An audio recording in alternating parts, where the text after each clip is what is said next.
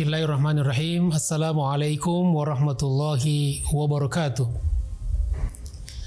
Alhamdulillahirabbil alamin wa bihi nasta'inu ala umuri dunya waddin. Wassalatu wassalamu ala asyrafil anbiya'i wa afdhalil mursalin wa ala alihi wa sahbihi ajma'in.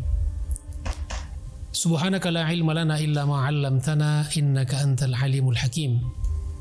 Allahumma 'allimna ma yanfa'una wanfa'na bima 'allamtana. Rabbana zidna ilman warzuqna fahma. Rabbi shrah li sadri wa yassir li amri wahlul 'uqdatam min lisani yafqahu qawli, amma ba'd.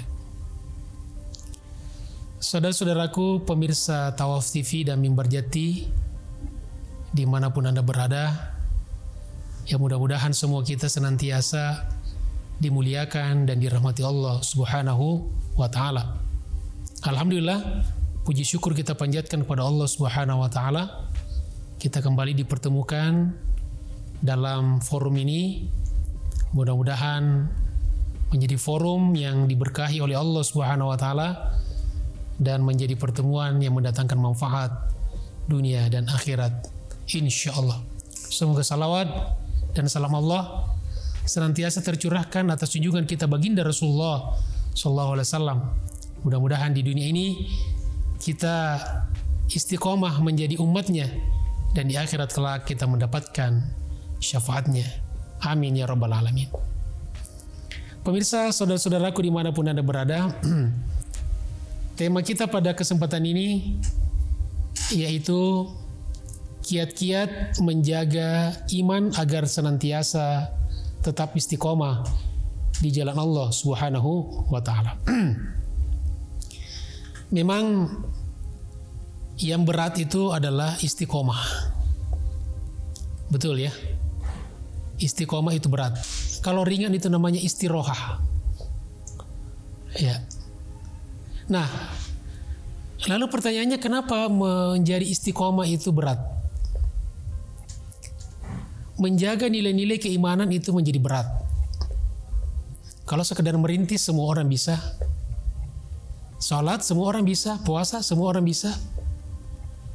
Tetapi menjaga nilai-nilainya sehingga menjadi istiqomah itu yang berat. Kenapa? Penyebabnya ada dua.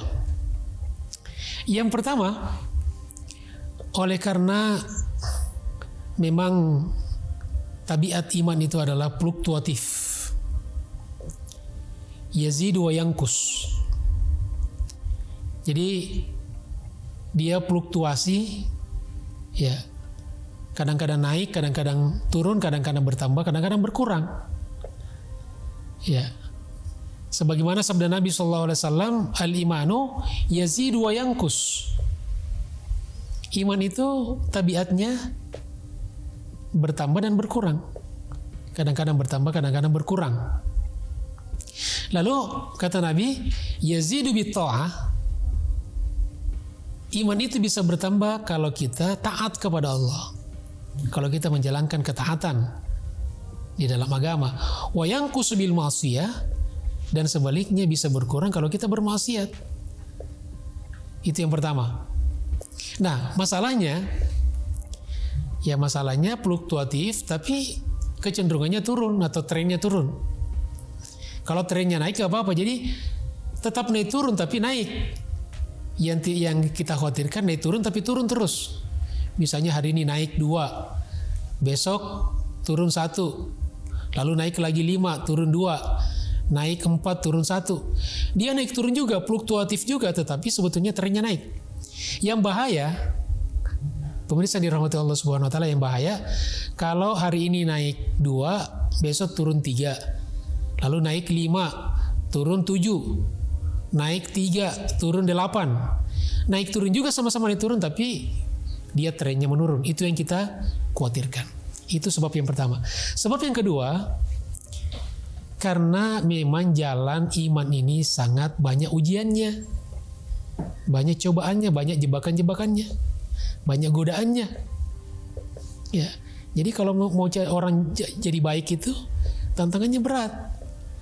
Sebaliknya kalau kita mau jadi orang jahat gampang. Coba kita keluar jalan tuh teriakin orang, kata-katain, kita jadi jahat. Cepat kita jadi jahat. Tapi untuk bisa kita mengambil hati orang, ya, dipercaya orang itu butuhkan waktu, butuhkan perjuangan. Nah begitu juga iman. Iman itu banyak ujiannya, banyak tantangannya. Makanya Nabi SAW dalam salah satu hadisnya, beliau bersabda, huffatil jannatu bil makarih wa huffatin naru bisyahawat.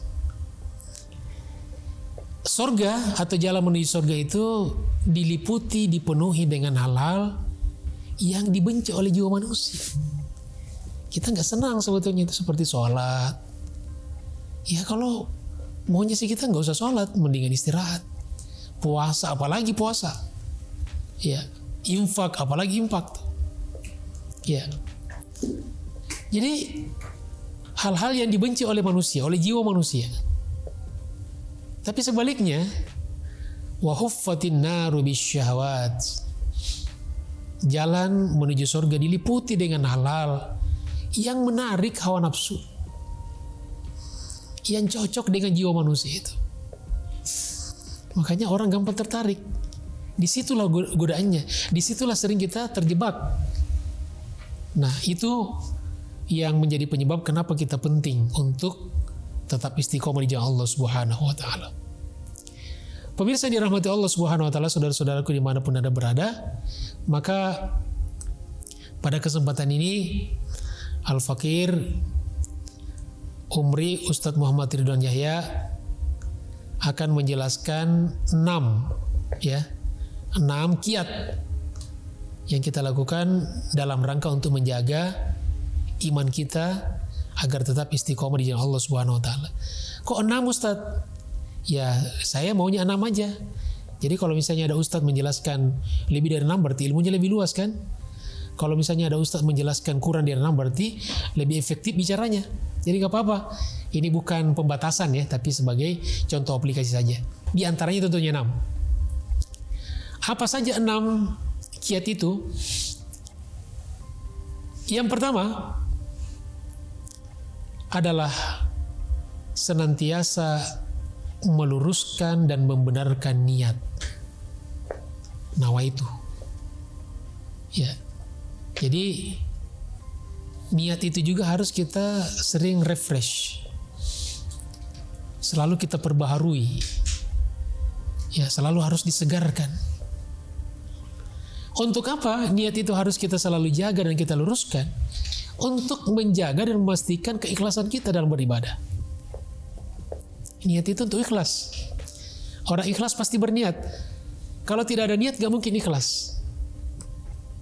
Maka kita meluruskan niat kita untuk menjaga keikhlasan kita di dalam mengabdi, dalam beribadah kepada Allah Subhanahu wa Ta'ala. Karena hanyalah amal ikhlas yang diterima oleh Allah. Kalau nggak ikhlas, percuma. Kalau bukan karena orientasinya semata-mata mencari ridha Allah, maka percuma saja, sia-sia. Ya, kalaupun ada tujuan-tujuan jangka pendek nggak apa-apa. Yang penting di atas segala-galanya ada tujuannya untuk menggapai ridha Allah Subhanahu wa Ta'ala. Nah, hal ini sebagaimana firman Allah Subhanahu wa Ta'ala di surat Al-Bayyinah, ya. Di surat Al-Bayyinah ayat 5, a'udzubillahi minasyaitonirrajim. Wa ma umiru illa liya'budullaha mukhlishina lahuddina. Wa ma umiru illa liya'budullaha mukhlishin lahuddin. Dan mereka tidaklah diperintah kecuali untuk senantiasa beribadah kepada Allah Subhanahu wa Ta'ala, ikhlas murni semata-mata untuk mencari ridhonya. Pemirsa Tawaf TV dan Mimbar Jati yang saya hormati, jangan kemana-mana. Insya Allah kita kembali melanjutkan kajian kita ini setelah jeda berikut ini.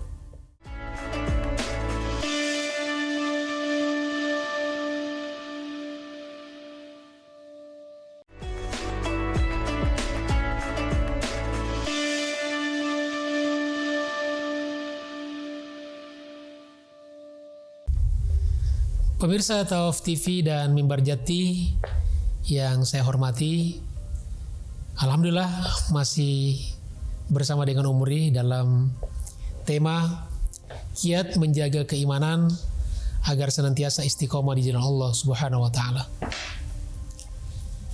Tadi kita baru membahas poin yang pertama, yaitu meluruskan niat untuk menjaga keikhlasan. Jadi keikhlasan ini sangat penting sekali, karena dialah yang akan menentukan nantinya orientasi kita yang paling akhir. Nah, sehingga akan menjadi kontrol. Ya, kalau misalnya kita salah orientasi, maka diingatkan oleh niat kita. Ya, itulah hebatnya orang yang berniat. Jadi punya tujuan, punya sasaran akhir. Ya, misalnya saya mau ke Makassar. Saya dari Jakarta mau ke Makassar. Kemudian saya lewat Surabaya. Ada orang di Surabaya bilang, di sini aja, di Surabaya tinggalnya, nggak usah ke Makassar. Maka saya akan mengatakan tidak. Saya berangkat dari Jakarta mau ke Makassar. Ya, walaupun saya mampir di Surabaya, bukan tujuan akhir saya karena saya di Makassar. Orang tua saya misalnya di Makassar. Begitu juga niat kita. Orientasi kita Allah. Kalaupun ada yang menggoda kita, nggak usah kembali kepada Allah, di sini saja. Tidak. Karena orientasi saya yang paling akhir adalah mencari ridha Allah Subhanahu wa taala. Makanya Nabi SAW bersabda dalam hadis riwayat Bukhari Muslim, innamal a'malu binniyat. Sesungguhnya segala amal itu ditentukan oleh niatnya. Maka disitulah pentingnya kita untuk selalu berniat yang baik, meniatkan hal-hal yang baik, mencita-citakan, mencanangkan hal-hal baik, berpikiran yang baik, yang positive thinking, selalu berprasangka yang baik dalam kehidupan kita, sehingga kalau niat kita selalu baik, maka mudah-mudahan kita juga akan mendapatkan yang baik-baik, dipertemukan dengan orang-orang baik, termasuk insya Allah dipertemukan dengan jodoh orang-orang yang terbaik, insya Allah. Pemirsa yang dirahmati Allah Subhanahu wa taala. Kemudian kiat yang kedua yang harus kita lakukan untuk menjaga keimanan kita senantiasa istiqomah di Allah Subhanahu wa taala, yaitu kita harus senantiasa memahami makna syahadat kita. Syahadat, yaitu syahadatain. Yaitu apa? Asyhadu an la ilaha illallah wa asyhadu anna Muhammadar Rasulullah. Ya, kadang-kadang di pemahaman sebagian orang-orang awam, ya, bahwa syahadat itu hanyalah formalitas kalau orang masuk Islam misalnya. Ya, ataukah misalnya ini hanya diucapkan kalau seseorang melalui momentum-momentum sakral dalam hidupnya, misalnya ketika disunat atau ketika di pernikahan. Ternyata tidak, saudaraku. Syahadat ini harus dipahami sehingga bisa senantiasa kita bisa mengamalkan implementasinya, konsekuensinya. Memang gampang mengucapkannya, semua orang bisa mengucapkannya, gampang diucapkan, apalagi kalau kita masih sehat. Ya, gampang, semua orang bisa bersyahadat. Tetapi yang sulit itu adalah menjaga nilai-nilainya. Ya, mempertahankan konsekuensinya. Ya. Karena ini adalah pertaruhan. Ya, karena kita akan bawa sampai mati. Ya, kita ingin nanti ketika kita hidup di dunia, kan ketika kita baru lahir, kita masuk merasakan kehidupan dunia dihantarkan oleh suara azan orang tua kita. Ketika ayah kita mengazankan di telinga kanan, maka alangkah indahnya, dan itu yang kita harapkan. Di saat kita akan meninggalkan dunia ini, itu pula lah yang terngiang-ngiang di telinga kita. Mungkin anak kita yang membacakan itu, atau mungkin sahabat kita, keluarga kita. Ya, diantaranya adalah la ilaha illallah. Agar kita bisa mengucapkan itu. Makanya Rasulullah SAW bersabda, man kana akhiru kalamihi la ilaha illallah dakhalal jannah. Barang siapa yang kalimat ucapan terakhir terucap dari lisannya ketika dicabut nyawanya atau sebelum dicabut nyawanya, yaitu kata la ilaha illallah, dakhalal jannah. Jaminan dari Nabi SAW masuk surga. Mungkin ada orang mengatakan gampang amat ya. Kalau gitu jahat aja dulu, nanti kalau mau mati aja baru ditentirin gitu kan, di briefing gitu kan. Nanti kalau mau mati baca ini, gitu kan, ditulisin. Ya namanya. Tidak semudah itu saudaraku. Ini bukan persoalan ditentir, persoalan di briefing, bukan. Ini persoalan orang bisa mengucapkan syahadatnya la ilaha illallah di akhir hayatnya dengan mudah, kalau dia selama hidupnya itu menjaga nilai-nilainya, menjaga implementasinya. Oleh karena itu mudah-mudahan Allah Subhanahu wa taala insya Allah mudahkan kita untuk senantiasa memahami syahadat dalam makna yang sesungguhnya, sehingga insya Allah nilai-nilainya itu bisa senantiasa mewarnai seluruh aktivitas kehidupan kita sehari-hari. Maka penting kita selalu tajdid asy-syahadah, memperbarui syahadat kita, refresh syahadat kita. Asyhadu an la ilaha illallah wa asyhadu anna Muhammadar Rasulullah. Dan karena kita baca dalam sholat kita kan, itu semua peringatan agar kita bisa teringat. Karena pada akhirnya semuanya terpulang kepada syahadat, persaksian, dan itu harus dipahami, dan pemahaman itu akan muncul kalau dibarengi dengan ilmu. Maka kita harus terus belajar. Makanya dalam Al-Quran dikatakan fa'lam annahu la ilaha illallah. Tauhid pun harus dikawal dengan ilmu. Kalau tauhid, iman tidak dikawal dengan ilmu yang benar, maka juga bisa menyesatkan, sesat dan menyesatkan. Disitulah pentingnya kita berilmu, pentingnya kita belajar. Dan kalau kita belajar ilmu Islam, kita harus belajar dari guru. Tidak boleh hanya belajar dari buku saja. Buku hanyalah tambahan, suplemen. Tapi kita harus punya guru yang akan membimbing kita sampai memahami ya nilai-nilai agama yang kita anut. Saudaraku pemirsa Tawaf TV dan Mimbar Jati yang dirahmati Allah Subhanahu wa taala, jangan kemana-mana, karena insya Allah setelah jeda berikut ini kita akan lanjutkan lagi, insya Allah.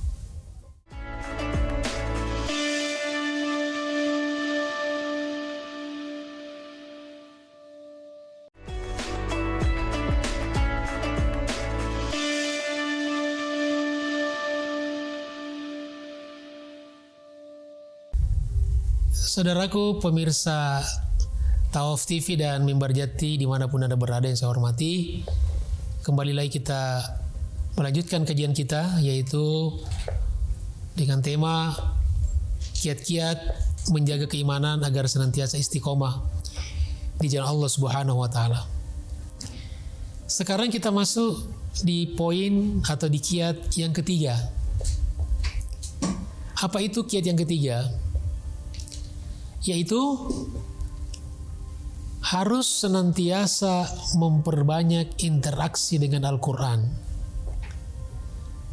Ya, terutama membaca Al-Quran.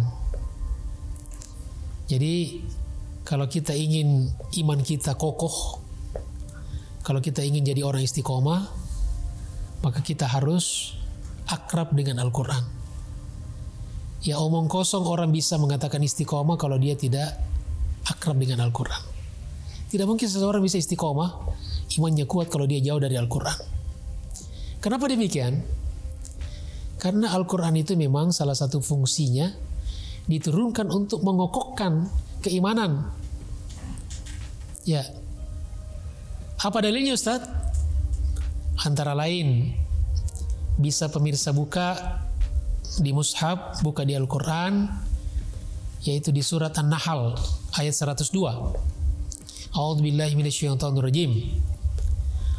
Qul nazzalahu ruhul qudus min rabbika bil haqq liyuthabbital ladzina amanu wa hudan wa busyra lil muslimin. Qul, katakanlah wahai Muhammad,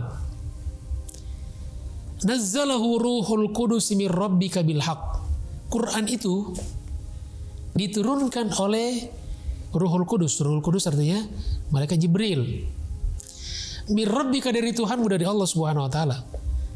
Sumber Al-Quran dari Allah, kalamullah, dibawa oleh Jibril. Bil haqqi, dengan kebenaran. Kita mencari kebenaran apa lagi kalau bukan dari Allah? Itu kebenaran di atas kebenaran. Untuk apa?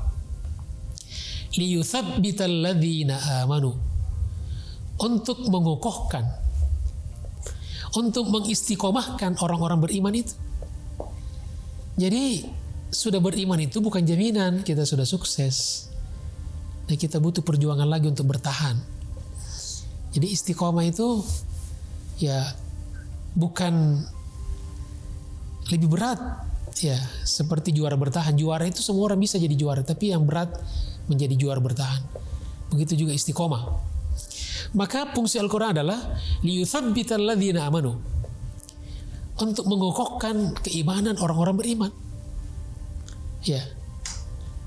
Agar tidak mudah goyah, tidak mudah terpengaruh, tidak mudah bengkok, tidak mudah tersesat. Kemudian wahudan sebagai petunjuk, ya, Al-Quran sebagai hudan. Dzalikal kitabu la raiba fihi hudan lil muttaqin di awal surat Al-Baqarah. Kemudian wabusyra, wabusyra, yaitu berita gembira, menggembirakan Al-Quran itu. Jadi nikmat itu. Coba kita baca-baca buku-buku, ya Allah, subhanallah, Masya Allah. Orang yang rajin baca Quran, itulah orang yang paling awet hidupnya di dunia ini. Banyak contoh-contoh betapa orang, karena dia hidupnya rajin baca Quran, dekat dengan Al-Quran, dijaga oleh Allah, nggak ada yang pikun, jemaah sekalian. Kalaupun mungkin pikun karena persoalan lain gitu kan. Dia sehat, dijaga. Coba orang yang rajin baca Quran, matanya dijaga, hatinya dijaga, ingatannya dijaga oleh Allah Subhanahu wa taala. Menggembirakan, bahagia. Orang-orang yang rajin baca Quran tidak pernah stres. Ya, tidak pernah takut, tidak pernah sedih. Ya, sedih yang negatif. Karena ada busyra, kata Allah. Quran itu fungsinya sebagai busyra, menggembirakan. Bahkan di ayat lain dikatakan Quran sebagai syifa, obat, ya, penawar. Maka kalau kita mengalami sakit, banyak-banyaklah kembali kepada Al-Quran.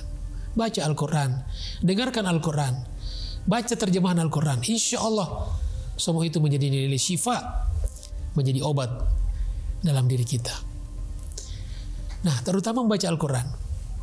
Quran ini subhanallah, pahalanya tidak tanggung-tanggung, pemirsa dirahmati Allah Subhanahu wa taala. Kalau ibadah lain mungkin satu amalan, ya satu pahalanya. Tapi kalau baca Quran, perhitungan pahalanya itu tersendiri. Bagaimana? Dihitung per huruf. Subhanallah. Maka kata Nabi, Iqra'ul Quran, atau man qara'a harfan min kitabillah. Barang siapa yang membaca satu huruf dari Al-Quran, satu huruf saja, falahu hasanah, maka dia mendapatkan satu hasanah, satu pahala kebaikan. Wal hasanatu bi asyri amthaliha, dan satu pahala kebaikan itu langsung dikali 10 kali lipat. Jadi satu huruf berarti dapat berapa? Dapat 10 pahala. Innani, kata Nabi, la aqulu alif lam mim harf. Saya tidak mengatakan kata alif lam mim itu satu huruf, tidak. Tetapi itu 3 huruf. Alifun, alif harfun, wa lamum harfun, wa mimun harfun. Jadi 3 huruf. Jadi dengan kita mengatakan alif lam mim, berapa pahalanya itu? 30 pahala. Yasin, berapa pahalanya itu? 20 pahala, 2 huruf. Ya. Alif lam ra, berapa pahalanya itu? 30. Alif lam ra. Ada lagi nun, 1 huruf, 10 pahala. Ya, tapi jangan juga karena malas baca Quran yang diulang-ulangin nun, nun, tiap hari nun. Kebetulan istrinya namanya Ibu Nun, bikinin kopi Nun gitu kan. Tapi itu artinya bahwa sekecil apapun yang kita baca dari Al-Quran, maka insya Allah akan mendapatkan pahala yang luar biasa. Karena pahala itu banyak masuk pada diri kita, maka insya Allah itu yang akan membuat keimanan kita menjadi kokoh dan istiqomah insya Allah. Pemirsa Tawaf TV dan Mimbar Jati yang saya hormati, insya Allah setelah jeda berikut ini kita lanjutkan kembali. Oleh karena itu jangan kemana-mana.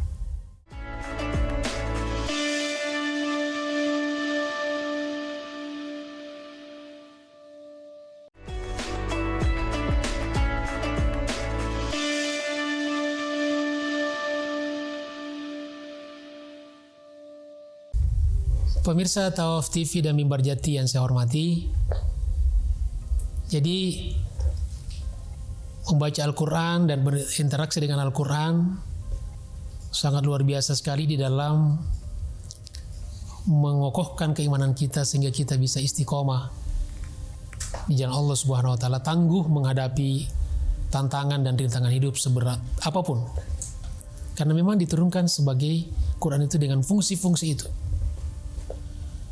Nah kemudian Al-Quran ini Masya Allah akan menjadi pemberi syafaat di akhirat kelak bagi orang yang selama hidupnya di dunia akrab dengannya, sering membacanya, ya apatah lagi kalau bisa paham, syukur-syukur bisa mengamalkan, syukur-syukur lagi bisa menghafalkannya. Ya, berapa juz Ustadz kita hafal dari Al-Quran?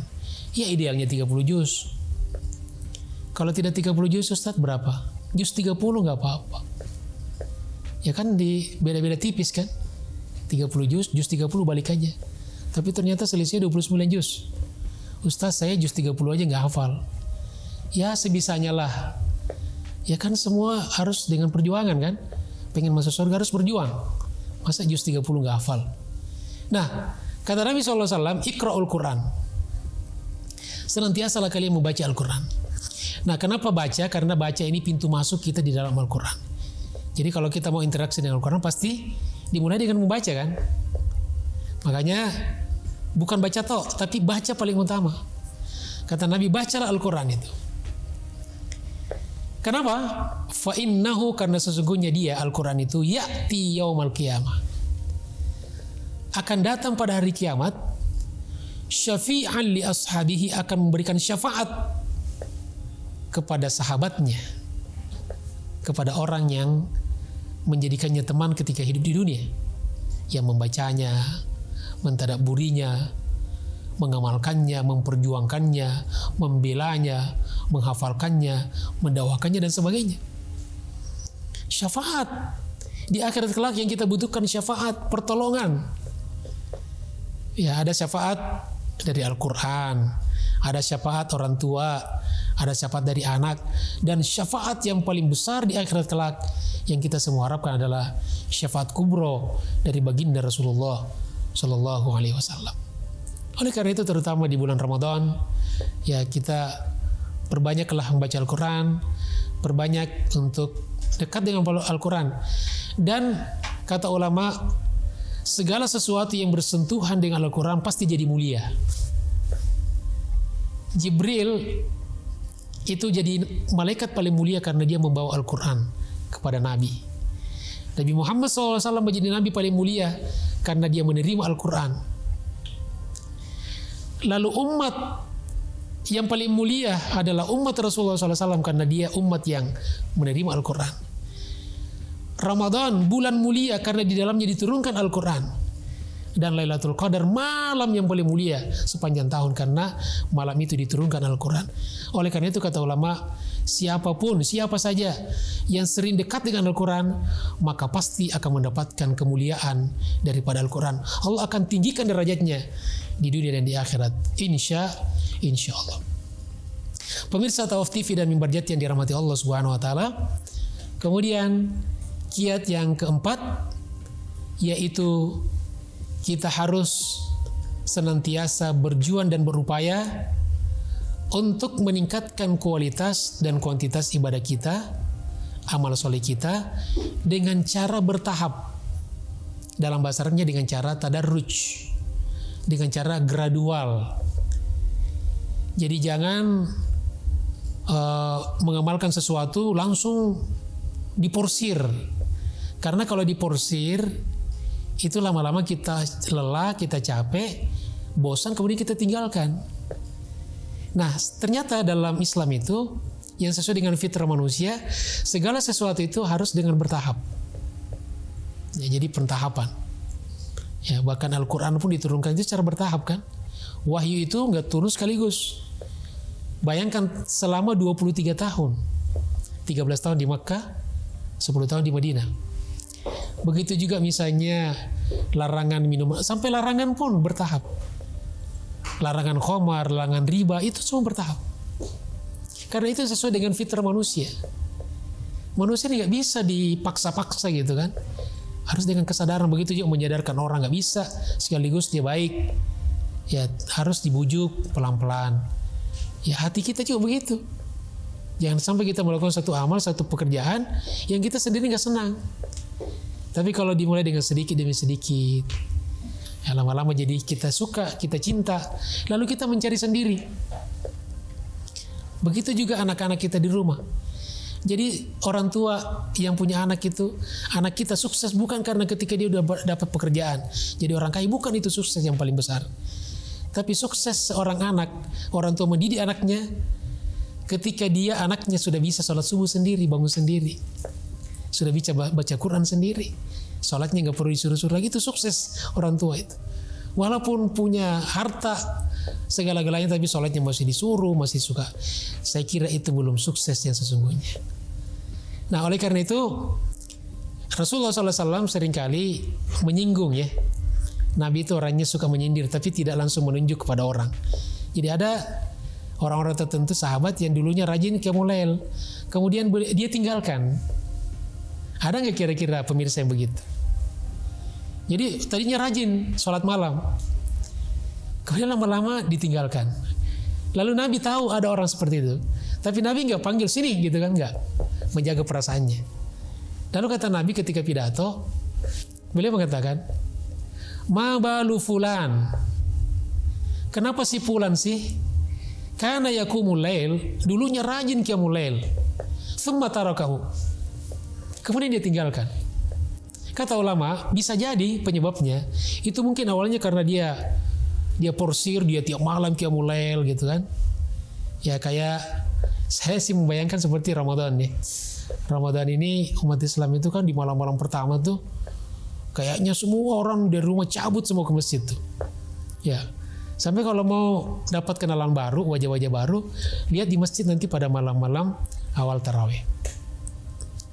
Nah, pemirsa dirahmati Allah Subhanahu wa taala, insya Allah kita nanti lanjutkan setelah jeda berikut ini.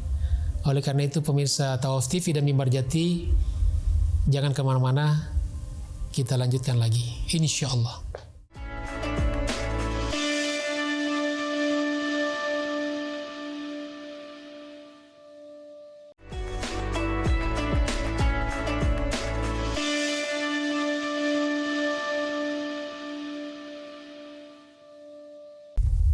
Pemirsa Tawaf TV dan Mimbar Jati yang saya hormati, masih bersama Umri dalam kajian dengan tema kiat-kiat menjaga keimanan agar senantiasa istiqomah di jalan Allah Subhanahu wa taala.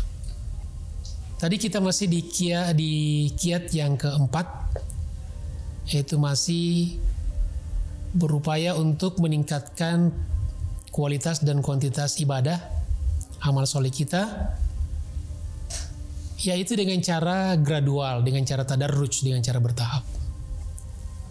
Jadi apapun yang kita lakukan itu memang baiknya secara bertahap, pelan-pelan. Ya pelan-pelan tapi pasti. Ya kira-kira seperti naik tangga lah. Kalau kita naik tangga yang biasa, tangga manual, itu bisa kita, yang paling bagus, paling aman itu menapaki tangga-tangga itu satu demi satu. Itu lebih aman ya. Ya. Bisa juga lebih cepat, naik lompat gitu kan 3, 4, 5. Bisa. Tapi kalau salah-salah bisa kepleset dan jatuh. Begitu juga orang yang menggebu-gebu dalam hidupnya. Ada orang sebagian dalam hidup ini tidak sabar ya. Jadi pengen langsung dapat hasil, tidak berproses. Di dalam Islam, proses itu sangat penting. Ya. Makanya seperti peristiwa Isra Mi'raj dengan peristiwa hijrah, itu dua-duanya berbeda. Dua-duanya dikendalikan oleh Allah, tapi cara Allah menyajikan peristiwa itu berbeda. Isra Mi'raj itu kun fayakun. Dari Masjidil Haram, Masjid Al-Aqsa, Sidratul Muntaha langit ke-7, balik kembali di Mekah pada malam itu juga. Ya. Itu dengan kun fayakun Allah. Tapi hijrah dengan melalui perjuangan, rintangan, di sana ada air mata, ada kesedihan, ada luka, ada darah. Nah, untuk apa itu semua? So, kalau peristiwa hijrah dibuat seperti Isra Mi'raj, kita nggak bisa belajar. Kalau Isra Mi'raj seperti itu kan kita nggak ada mulai langit ke-7 nanti menerima sholat kan. Tapi kalau hijrah, nah sehingga kalau orang-orang hijrah sekarang, dia harus seperti hijrahnya Rasulullah. Jangan kita pengen hijrah tapi pengen seperti Isra Mi'raj. Nggak nyambung. Ya, nggak nyambung. Jadi segala sesuatu harus berproses. Baru kita mendapatkan hasilnya. Nah begitu juga dalam amal-amal Islam. Maka bertahap. Semuanya bertahap. Dan Ibnu Qayyim dalam salah satu kitabnya menulis satu kitab yang sangat menarik, yaitu Madarijus Salikin. Beliau menceritakan di situ tangga-tangga, ya, makom-makom menuju seorang hamba menuju kepada Allah Subhanahu Wa Taala. Bahwa kita ini iman kita itu berbeda-beda, jemaah sekalian. Ada makom-makomnya, ya. Bagaimana kita bisa sampai kepada satu makom, satu tangga? Itu melalui perjuangan itu. Ya mungkin kita makom kita masih makom biasa.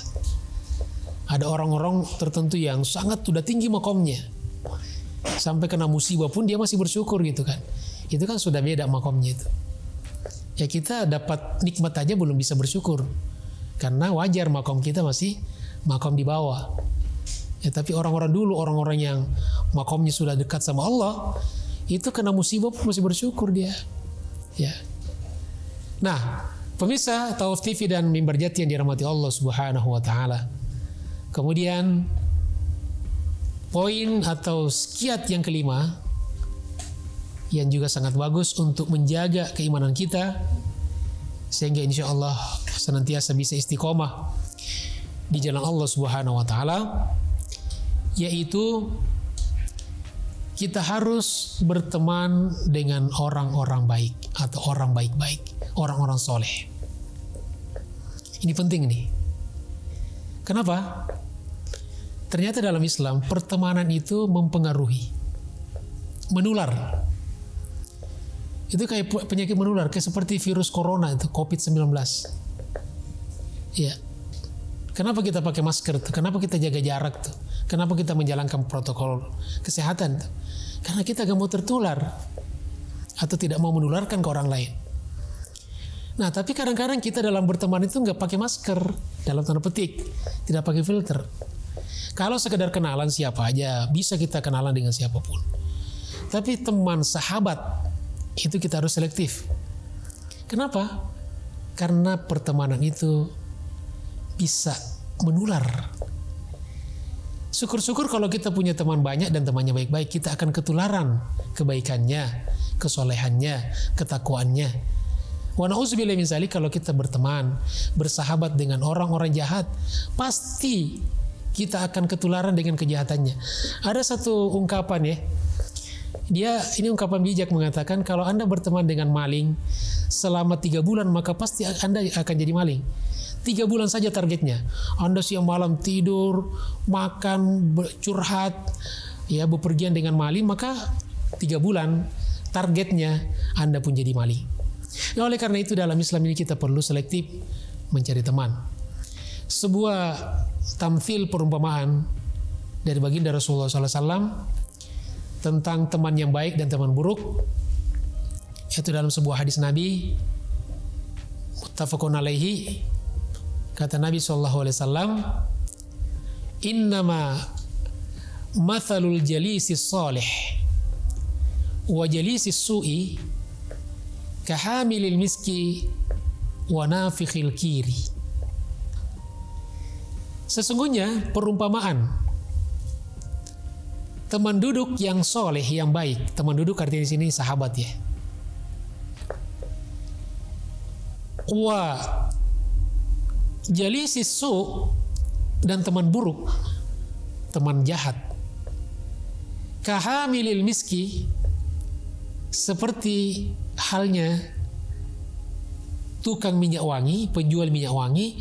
Wa nafikhil kiri, dan tukang pandai besi, tukang las.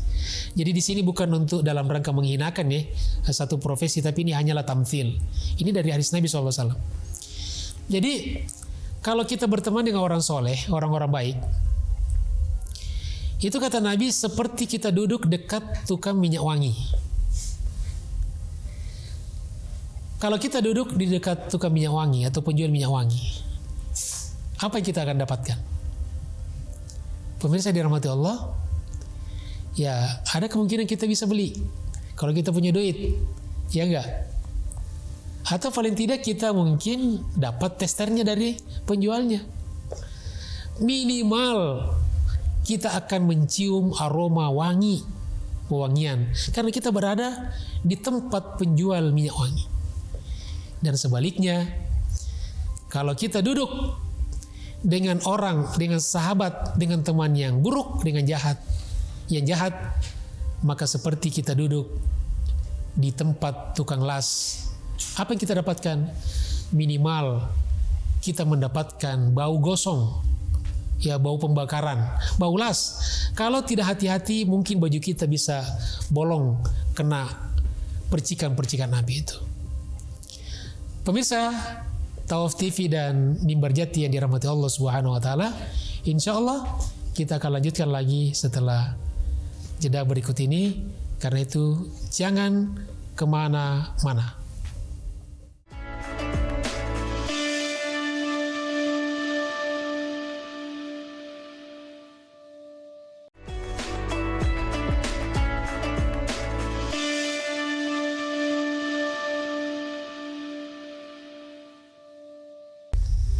Pemirsa Tawaf TV dan Mimbar Jati yang saya hormati, kita lanjutkan kajian kita, yaitu kiat-kiat menjaga keimanan agar senantiasa istiqomah di jalan Allah Subhanahu wa taala. Masih pada bahasan tentang pertemanan. Jadi pertemanan ini penting menjadi perhatian kita, semua kita, terutama para orang tua, para pendidik. Bagaimana kita bisa juga ikut mengontrol ya anak-anak kita dengan siapa mereka berteman. Karena itu sangat menentukan masa depan mereka. Mungkin banyak orang tua cuek, biarin aja.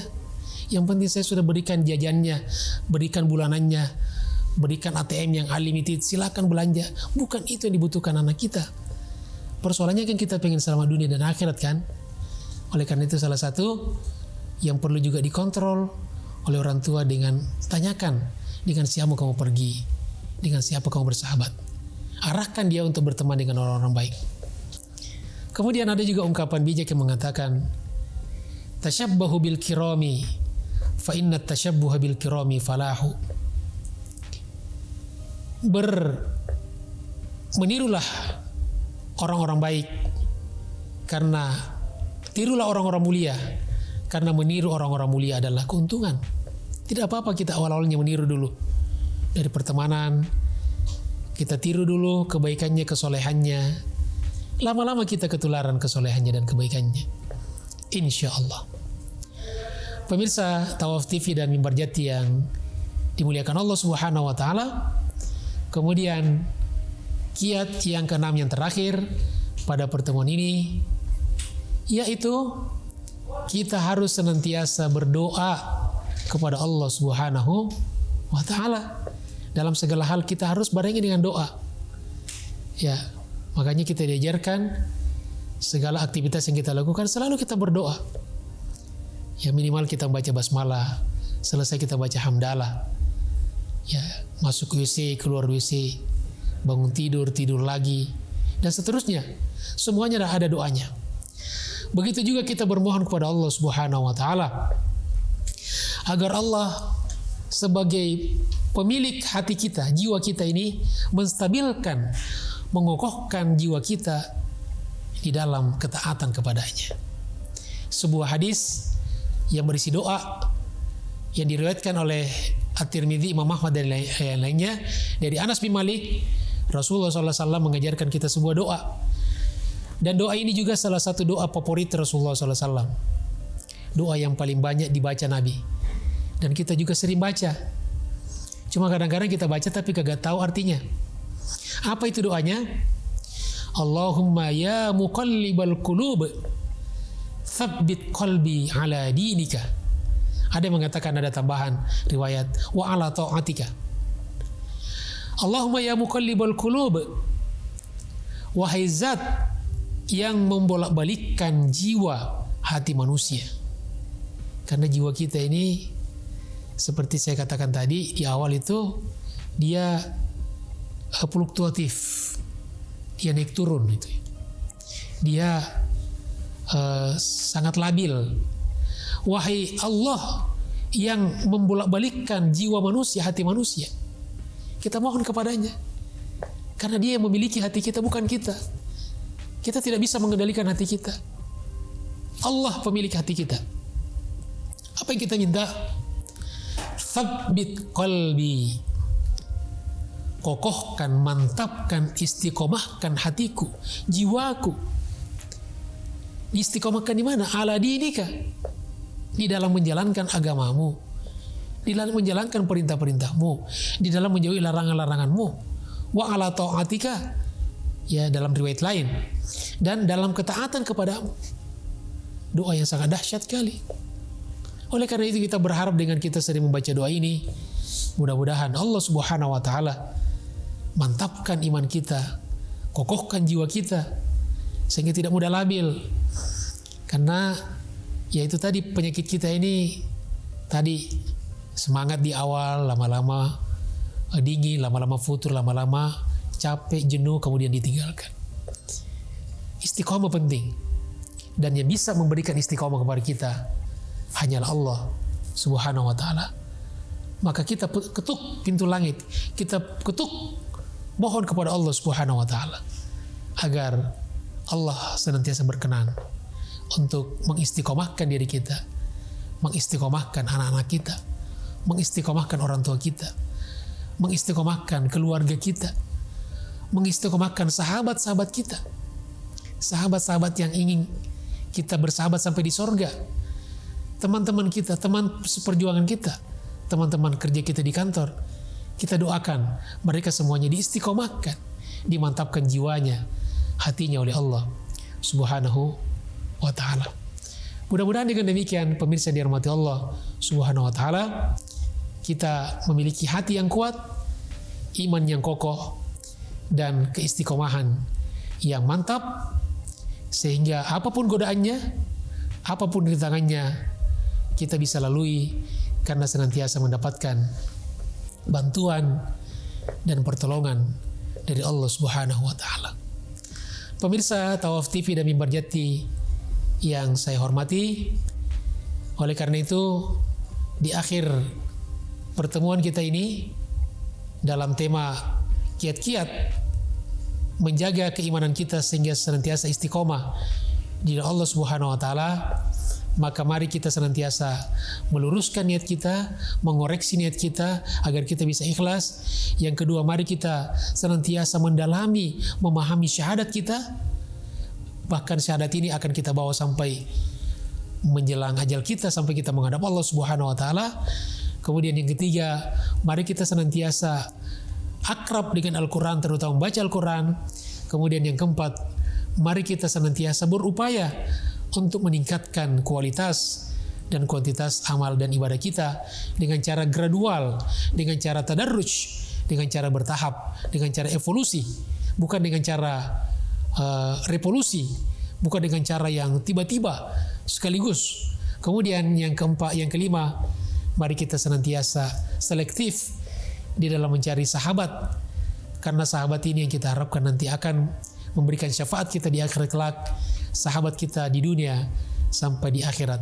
Dan kemudian terakhir, mari kita senantiasa berdoa kepada Allah Subhanahu wa taala, terutama doa agar kita dikokohkan keimanan kita, diistiqomahkan keagamaan kita, sehingga insya Allah kita tidak gampang tergoda, tidak gampang terpengaruh oleh ujian, oleh tantangan dan rintangan apapun.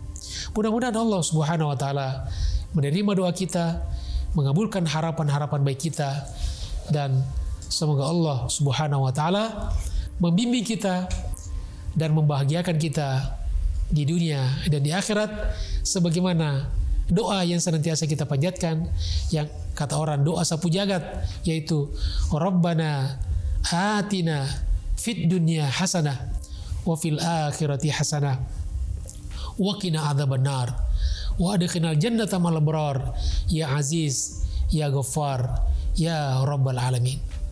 Pemirsa Tawaf TV dan Mimbar Jati yang dimuliakan Allah Subhanahu wa taala, demikianlah yang bisa Umri Ustadz Muhammad Ridho Yahya sampaikan di forum Tawaf TV ini. Mudah-mudahan bermanfaat. Semoga kita bisa bertemu di lain waktu. Mohon maaf atas segala kekurangannya.